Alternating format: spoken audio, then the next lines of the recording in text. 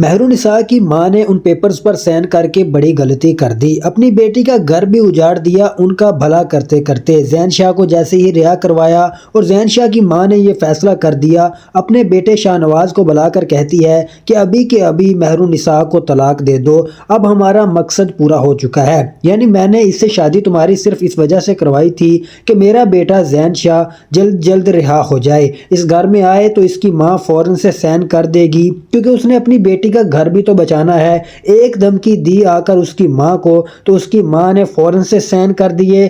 اب آ کر مہرالنساء بھی طلاق یافتہ عورت ہو جائے گی۔ وہ اپنی ماں کی باتوں میں آ کر مہرالنساء کو طلاق دے دیتا ہے۔ مہرالنساء طلاق کے نوٹس لے کر اپنے گھر چلی جاتی ہے اور اپنی ماں کو دکھاتی ہے، دیکھیں آپ نے کیا کیا، آپ نے سائن کر کے ان کے بیٹے کو رہا بھی کروا دیا اور ساتھ میں اپنی بیٹی کا گھر بچاتے بچاتے برباد کر دیا۔ اس کی ماں کہتی ہے کہ اب بیٹا میں کیا کرتی، مجھے آ کر انہوں نے دھمکیاں دی تھی کہ اگر تم اس پیپر پر سائن نہ کرو گی تو ہم تمہاری بیٹی کو طلاق دے کر تمہارے گھر بھیج دیں گے۔